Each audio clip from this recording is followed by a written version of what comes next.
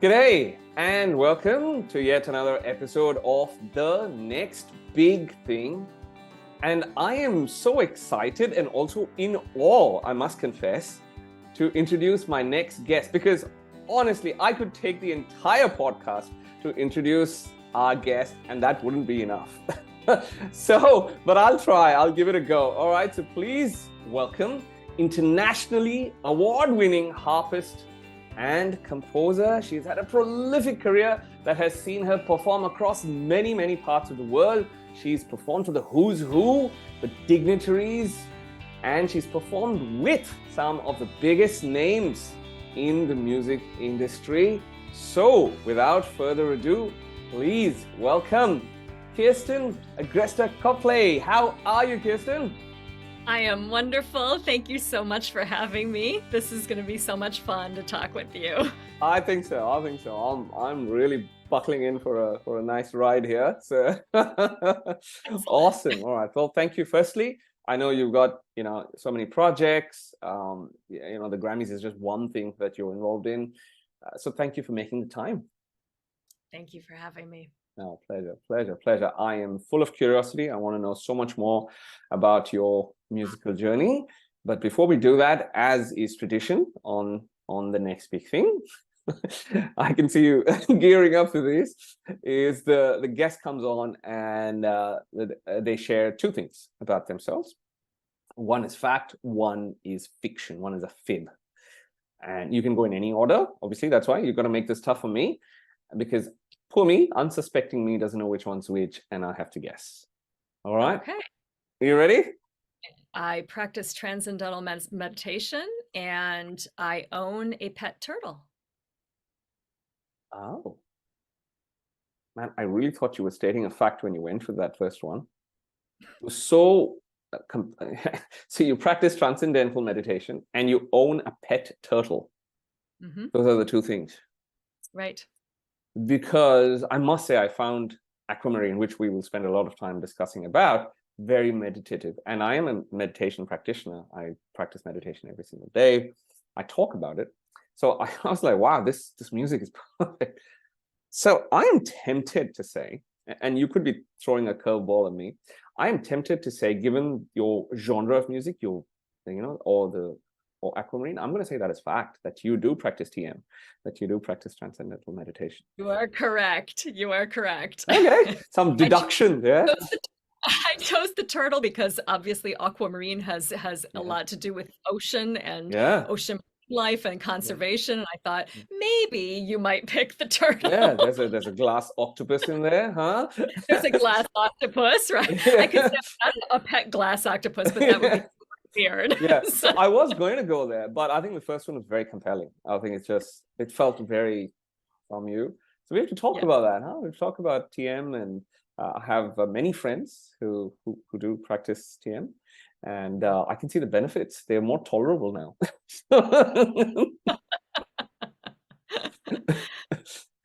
So great work, good stuff. So when did you get into meditation, and tell us about that?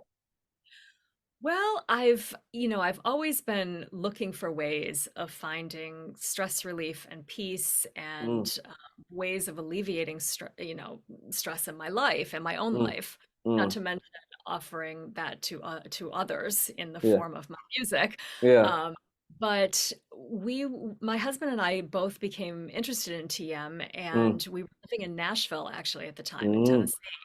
And we took the, there's a course that you take with an instructor, and they deliver your mantra to you. And we just really felt like it was the perfect fit for us.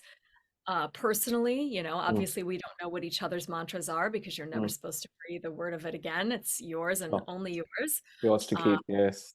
Yeah, yours to keep. And it's really, we moved from New York City to Nashville after having lived in New York City for 18 years. And we 7 years in Nashville. I was teaching at Vanderbilt University at that time and doing a lot of session work, recording for a lot of soundtracks and movies, films, different things.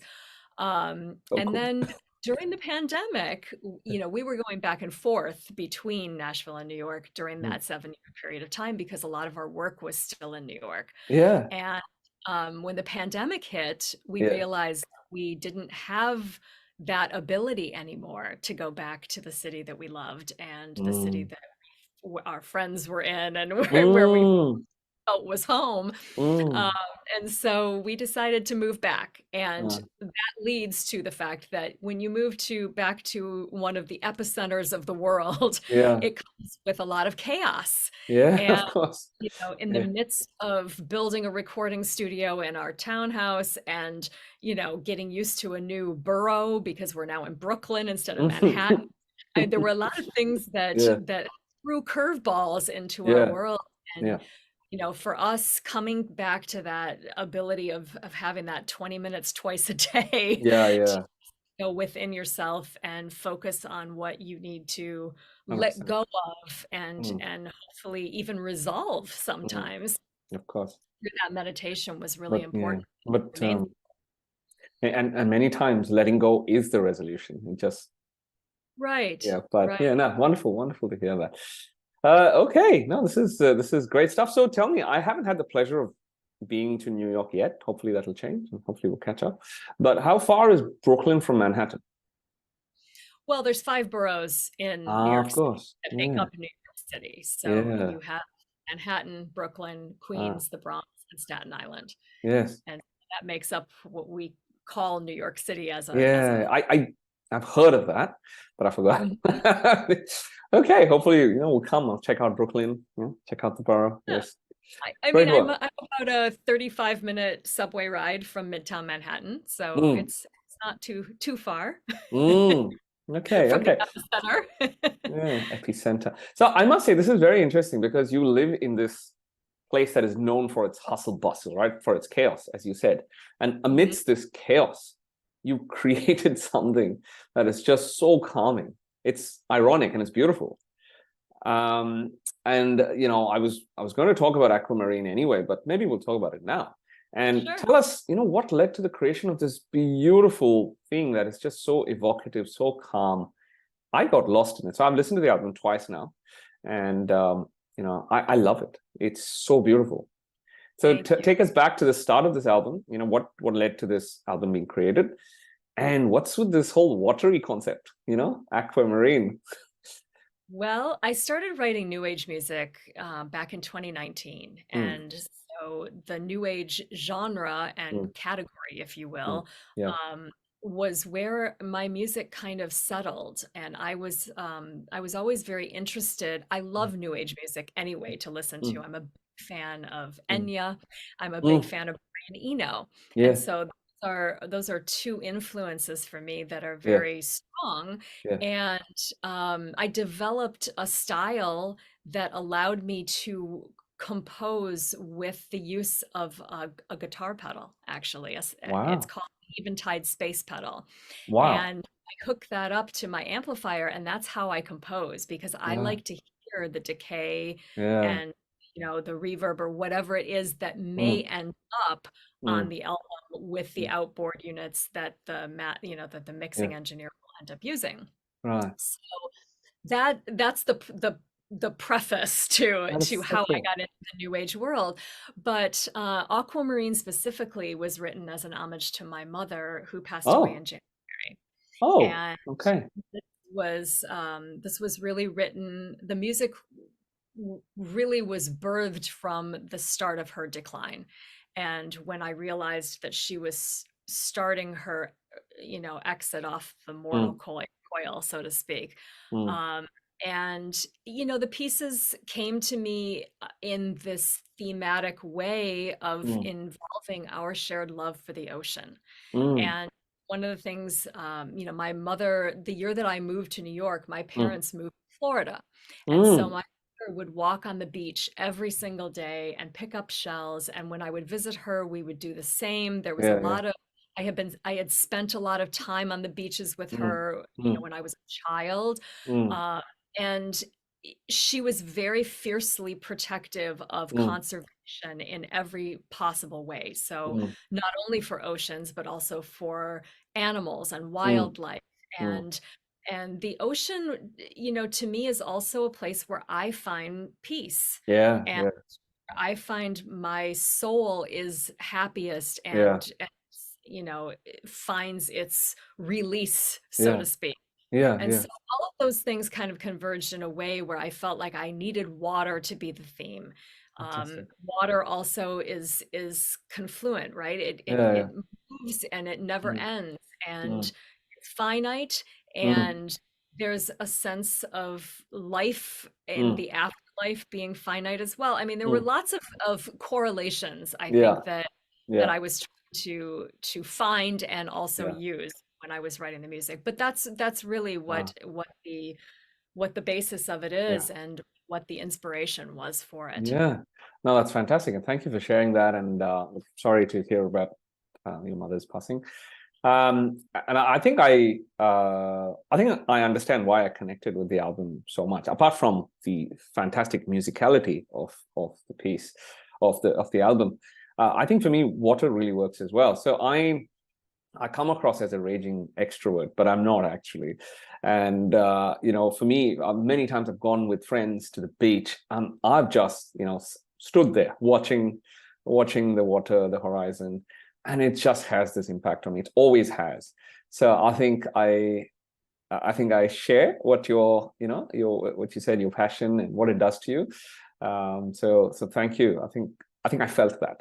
Inadvertently, I didn't sort of connect it, but I think it comes through very well. And for me, water is interesting, and I'm just sharing this because we love meditation, and I have taken best of meditations from whatever practices I've come across, and part of my meditation actually does focus on the ocean. And so I picture an ocean, and I picture different waves, and how one wave looks at another wave going, oh, this wave's much bigger than me. And but end of the day, every wave is born in the ocean, and it dies in the ocean. It's Right. and it just helps me appreciate life. And also the fact that big wave, small wave, at a substratum level, they're all water. That's And correct. yeah, Yeah. so I'm able to connect to that commonality of what we share. And That's beautiful. yeah, so thank you. So now I get it. I think it really worked for me. Well, Plus, blue spaces in general. I mean, mm, people mm, feel better when they're near blue spaces. And mm, when you grow up near water or mm, next to water, you don't necessarily appreciate how mm, blessed you are to have mm, that in your life, until you don't live near it. And I think that's another thing that happened when you live in a landlocked state yeah, where you might have a couple rivers or a couple lakes, but you don't have a ocean, you don't have a no, big body of water yeah, surrounding you. I grew up in Michigan, which is yeah, known for the Great Lakes. So mm, mm, Michigan is where I spent much of my youth as well. And yeah, yeah, that's an expanse of water that you can't see the other side of. yeah, And, yeah, know, yeah, yeah. so there's something very mystical, I think, about it. And that's probably why people are drawn to it, I think, as well, Yes, because yes, fantastic. there's something that's inexplicable, Yes, and yes, yes. it draws something from you Mm, that maybe you can't put into words even. mm, mm. 100%, 100%. It's had that effect, and I like to believe I'm good with words, but sometimes, I cannot describe it. So Mhm. yeah, you're very, very true. And my submission this year to the Grammys also has a mother element to it, as you Oh, know. I'm an no. only child. So as you do, we I'm an only child as well. So we have that in common as well. oh, oh, I can't wait to discover what next. Oh, goodness me, that's so interesting. So you'll connect with this sentiment, and when I left home, when empty nest moment happened, like my mother really struggled with it, and we're close, but we don't necessarily express everything. Mhm. So while I know my dad, it's his birthday today. My dad was saying that she's struggling actually, and so I said, okay, I acknowledge it. I wanted to acknowledge it, so I wrote a song. And then while I was writing it, I realized, hang on, this is not just about me and her. It's about everyone. Really, it's a Right. universal moment. And so I, decided to use something from Indian epic to sort of capture that moment. And that is in India. That is the song I'm submitting. And it's beautiful. It's Ah, beautiful. thank I you. connected with it right away as well, and I think we shared over email, Yes. how much the mother connection was Yes. there Yes, with our yes. projects. 100%, 100%. So thank you so much, and for kindly appreciating it, because it meant a lot to me. It meant a lot to me to get into the academy as a voting member, and then when everyone was really kind and warm, it really lifted my spirits. So thank you as well. All right, Most welcome. yeah, Happy to have you as part of the academy. great. I get to do this. Okay, so academy. Let's talk about that. And you've been with the Grammy or the Recording Academy for how long? Oh my goodness. I'm not even sure what year I was actually vested as a voting member, but it's been over 15 years. Wow. Sure. Yeah. You must have seen so much change. Yes, indeed. It's been actually, it's probably closer to 20 years at this point, Yeah. now that I'm thinking back on it. Wow. Yeah. Wow. So Wow. And New Age is a recent thing, huh? In that journey. Yeah, Very nice. And I believe you worked with and played a role in Kit Wakely's Grammy-winning album. did, yeah. Is that right? Yeah. And in your time, of course, you worked with several other musicians who've had their own Grammy journeys. You worked with, some of the biggest names: Beyonce, Jay-Z, Gaga, I believe. Yes. And I mean, the list goes on, to be honest. I don't even remember. But what is it like working with other professionals, and equally acclaimed and accomplished as you? What is it like working with these people? Well, I wouldn't say they're equally acclaimed. I think they're big, much bigger than me. And they're huge names in the music industry for sure. And I'm honored that I've had the opportunity to work with so many of them. I would say that every experience is different, It's one of my favorite performances was playing with Beyonce at the White House. Oh yeah, let's talk about that. Yeah, it was a very unique opportunity. We played for Yeah. the second state dinner during the Barack Obama administration. I read that. And Yeah. so it was for the Obamas and for the Mexican president at the time, Yeah. Felipe Calderon. Nice. And that was something I'll never ever forget. And it was a very exciting moment, and indelible in my memory for sure. So fantastic. Look, I don't, my politics is very it's non-existent, but I like leaders with charisma and flair and people who can speak well. So I'm a big Obama fan, not the politician, I don't know enough, but the person, the leader, the one who sent. So well, I am too, and I think the biggest surprise of the night was that he actually did a receiving line for us after the whole event was over with. He invited us back onto the stage and went through and greeted every single one of us, Michelle Obama as well, and kissed me on the cheek. And I swore I wasn't going to wash my face for like a week, but I'm kidding, but my husband will tell you that was the story that I told when I came home the next day. But that is so awesome. Like you story told really well, because it was as if I was there and I could see all this. And one day, hopefully, somebody will invite me to the White House, and let's see. But well. And it's in terms of the experiences with other artists, every single one of them is different, So I played with Enya, which of course I mentioned earlier is one of my idols in the New Age world. And we did TV shows together, but we also played for the tree lighting ceremony at the Rockefeller Center, Rockefeller Center tree lighting, which happens every December. And it's kind of the kickoff of the Christmas season in New York. And we played on the roof of Rockefeller Center, and it was freezing. What are we talking? Sub-zero? Warmers. Are we talking sub-zero? Well, it wasn't sub-zero, but I would say we were in very, we were dressed for the Mm. occasion, meaning that they provided us with things to Yeah. wear, and Yeah. it was not warm. Yeah.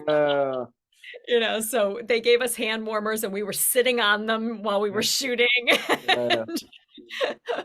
But I have some great stories from virtually every single Yeah. one Oh, that I've please do share. I mean, this is what, this podcast is about. It's about stories. It's your well, story. I don't know which artist do you want to hear about. There's Okay, so I'm going to ask you to choose. Okay, it's a very controversial question, and I could get into much. trouble. And if you had to choose between husband and wife, who would you perform with today, Jay-Z or Beyonce? Oh gosh. I'd pick them both for different reasons, and I think, and that's a politically correct thing to say, of course. But I absolutely loved working with Jay-Z, and Mm, I mm, have to tell you that he really loves the harp too. So mm, so we had, mm, I was able to like talk with him about it a little bit, and mm, and I know that he appreciated the instrument being part of his shows. mm, Um, you know, the there's a much different feel mm, to working with him in the mm, hip hop, mm. angle, Yeah, and of then course. working with Beyonce, which is of course more in the pop, Yeah, arena. yeah, yeah, Um, they're just completely different characters in a yeah. sense too, Sure, sure. personality wise and Sure. everything, Yeah, so yeah. they're Fantastic. great. I would love to play with Jay again. I With think Jay-Z. that, yeah, I Very think cool, that very would. cool, very cool. And your performance venues, they just read like those top 7 places to visit in the world. Kirsten has performed in all of them. So so it's like, I mean, so I want you to choose your best venue. So I saw Carnegie Hall in there. I saw Lincoln Hall Mhm. there. So many others. You said, what is your favorite venue? Absolutely, without question, Carnegie Hall. Carnegie. And yeah, and I think most classical musicians Yeah. would maybe have a hard time choosing between that and Lincoln Center, Mm, mm, but at the same time, Carnegie has a very special feel to it. mm. And when you're sitting, front and center Yeah. and about to play a concerto solo Mm, with the orchestra, yeah. and you know that that tiniest note that's at the very beginning at the top of the harp is going to ring to the very back rafters to the top of the seats in the balcony, the upper balcony. It's an incredible acoustic experience. Because there's no And amplification, right? From the stage? oh no, It's just I mean, pure, some artists will use amplification in but you it, don't and need to. we did with Jay-Z, for Yeah. instance. Yeah. but Yeah. but no, when there's orchestras playing there, or there's any classical ensemble playing or solo performance, it's not. They have microphones that Wow. are always on because they record Yeah. everything in Yeah. archives. But no, it's a Oh, blessing that is to be so able cool. to be That is there, so and cool. I I've mean, played hundreds of concerts there, so it's yeah. like home to me in a sense, and that's Yeah. that's a, an amazing thing to be able Yeah. to say, is that Yeah. Carnegie Hall is your home, your Yeah. home venue. But Wow. That one of is the benefits of living in New York City too. So, fantastic. I love that. I love that. I mean, Melbourne is very known for its cultural appetite. Mhm. There's a lot of music that happens here. I think our disadvantage is that we're just so far away from everything else. But it doesn't stop people from, performing. And so our equivalent of the and I'm not a classical musician, but maybe one day there'll be a concept that will get through. Now, I suppose our version of the Carnegie Hall is the Melbourne Recital Centre, and Mhm. which is, again, some multiple thousands of people, and you just snap your fingers on stage and it just travels acoustically. So it's so beautiful. It's just fantastic. I've had the privilege of being on that stage, but I didn't perform. So yeah. Play there sometime. I'll have to come to Melbourne. Yeah, so I was going to ask you. So you performed in all these places. You name the country. There. I didn't see Australia, New Zealand in there. Have you toured to Australia, New Zealand? No, I have. I've been to New Zealand, but only as the start to a cruise ship that I worked on Ah, interesting. when I was much younger. Hmm. So, You're no, young even now. blockbuster. I would love to come sometime because Right. that's Okay. No, that'll be great. So, okay, here's the deal, right? If your tour gets confirmed, you let me know first thing. okay. Yeah, Absolutely, I'll that's a come deal. watch you. Yeah, yeah, I'll come watch you. I'll support you. Yeah, I'd love to. I'd love to watch you live. So, that's maybe we'll do something together as well. Who That knows? would be fantastic. I would Yeah, love that. fusion. Yeah. Well, the harp's pretty versatile, and I think Yeah, that's one thing that people don't realize. But yeah, but when you talk about the different artists, for instance, yeah, that I've worked with, they're in all sorts of different genres, yeah. from hard rock to pop to hip hop to Uh, new age to, to everything and above country to, mm, it's like mm, it mm. really translates to a lot of different genres, So we could figure something out. Okay, we could, we could. So you said harp, right? And we've talked about what you've done with the harp, but I want to go back to a time when Kirsten first fell in love with the harp. Talk to Oh, us about that. How did that happen? well, I don't have a lot of vivid memories of it because I started playing when I was 5. And Mm. I grew up in a household, again, going back to my mom as being a strong influence and, Mm, supporter of my mm, early music development, not to mm, mention my career. mm, She was very interested in unique instruments. mm. And so, we had an accordion and a marimba and all Yeah, these, different things that yeah, that were hanging around the house, yeah. and she bought a small troubadour harp, Right. and she did it really for her own enjoyment. She thought that Yeah. she would want to play it, Mm, and I had already been playing piano at that point because she okay. piano at a very early age. Mm, And I just sat down behind it one day and started plucking out notes. And she very quickly realized that she needed to find me a teacher and okay. one that was, of a certain level, so Yeah, to speak. yeah, yeah. And it really just blossomed from there. And I had a lot of opportunities as a child Yeah. to perform, and Mm, I was competitive. So mm, I was in international competitions, mm. and just really, it's been my whole world for Of course. literally my entire life. Of course, of course, of course. No, that's fantastic. A couple of things come to mind, and I'd like to ask you about both of those. One is highlighting the role of family or support structure, because I think as musicians, it's an incredibly tough journey for anyone at any stage. And I think we need the support structure to come. Generally it comes from family, spouse, and things. Do you agree? What has the role been like for you of the people who supported you?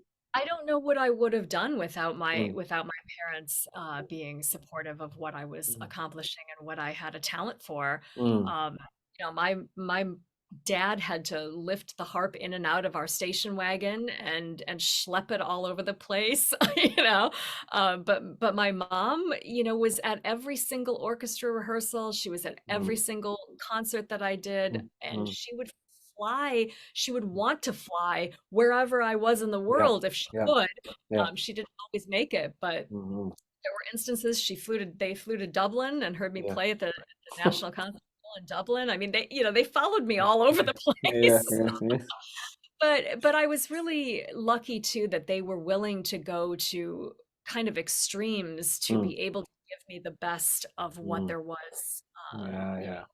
in Now my I've own seen that. heart. I've seen that even in my own house. They're willing to go to extremes Hmm. despite various constraints on resources. Hmm. And it's that intent that just gets me going, wow, even to this date, you're willing to go for extremes for my career. Right. It's super super cool stuff. They're great. They're great. Parents, they're great.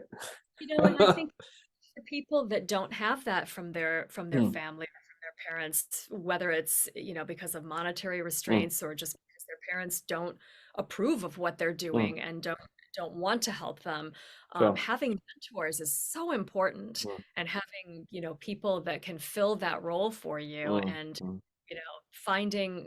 I taught, part of my career has been education, Mm, and mm. the fact that I've worked with young people that sometimes need more than just a harp lesson. Sure, They want sure, to sure. talk to me about Mm, their problems and mm, their, mm, mm, mm. what's happening with their boyfriend, or Very true, very true. or what they're going to do for grad school. I mean, it could go in a lot of different directions, but Yes, yes, yes, yes. it's amazing for me to Yeah, be that person for someone else now, because yeah, I don't have children.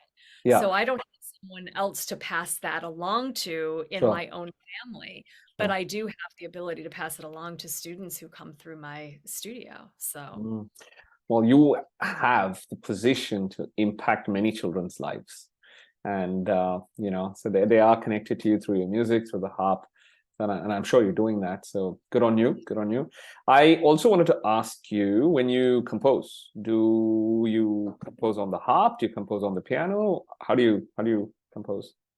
I do a little of both. Okay. Um, there are certain ideas that I will start on the piano and Mm, realize that they might work better on the harp. mm, Um, Most times, if I'm writing, a project for the harp, mm, I try not to go to the piano because they're very different. mm, They don't translate to each other in the way that mm, people think they do.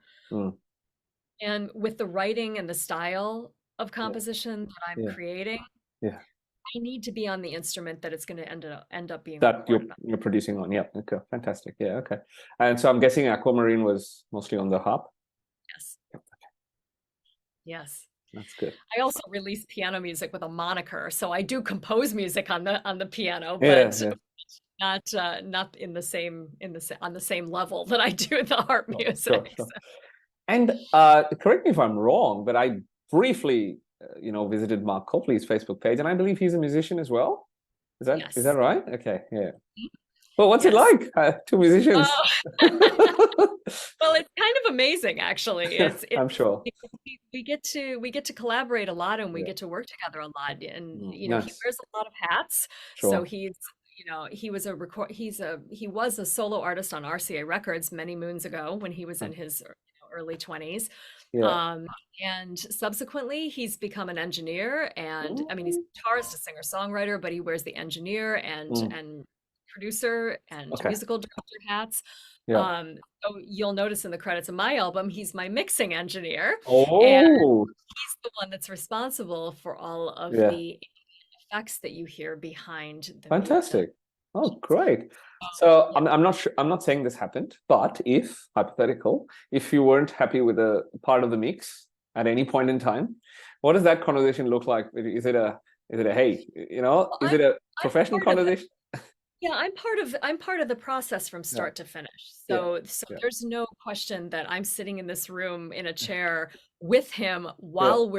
while while he's Nice, mixing and trying nice. different, because he'll ask me, "Do you like Yeah, this?" nice. That's not really what I was feeling for this. I'd like to try something that sounds a little like this. Yeah, And I have creative input, mm. 100% with it, Of course. but very talented in knowing how to create what I call a special sauce.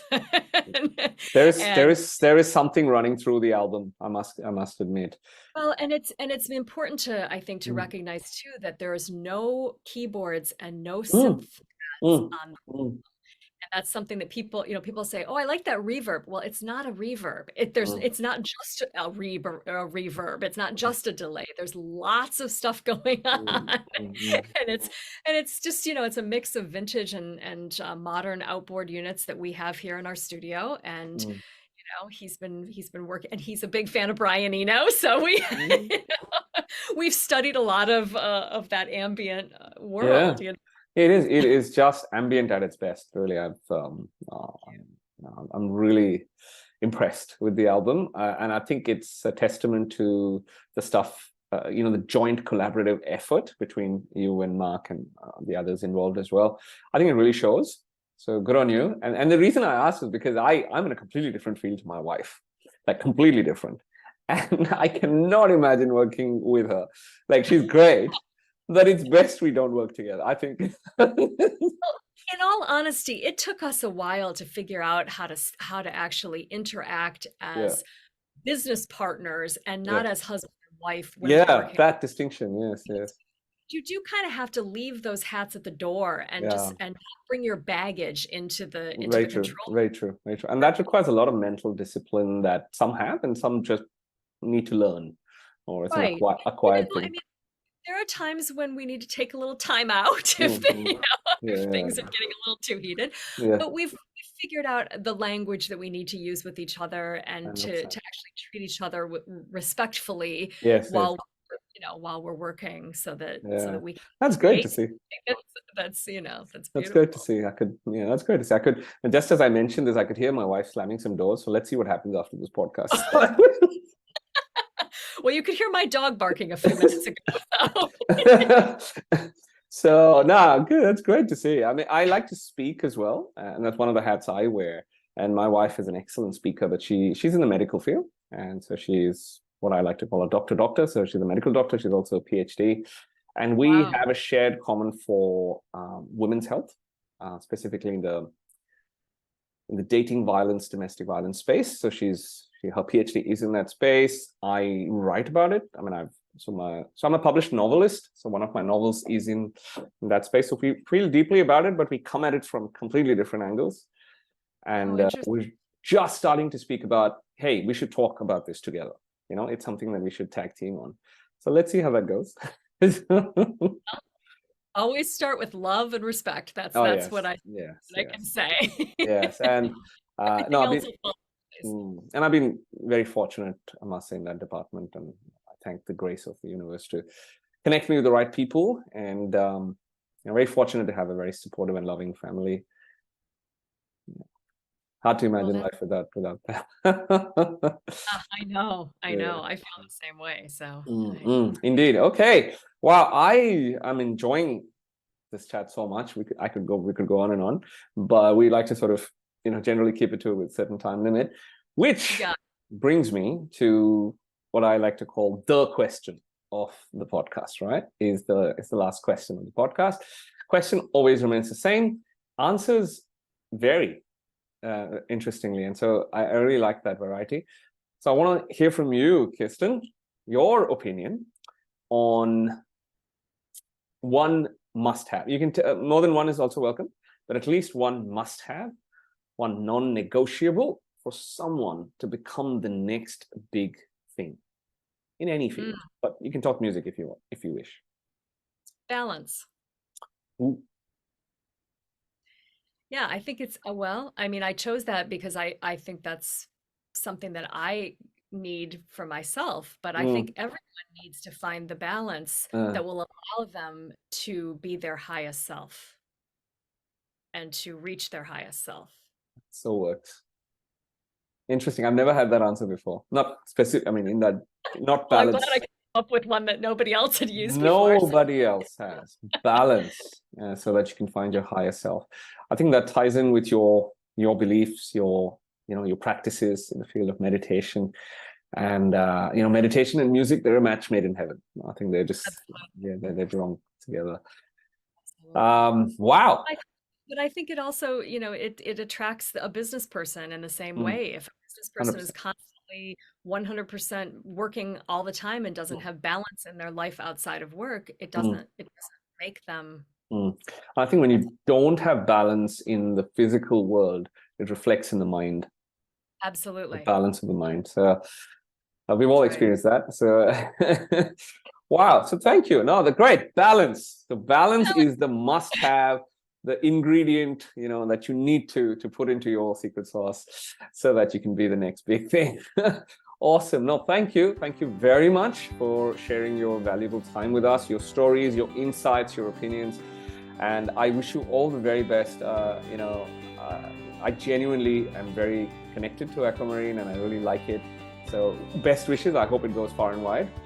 And, thank you very much. Thank you again. Hopefully just stay back. We'll have a little offline banter after this. But thank you for joining us. Thank you so much for having me.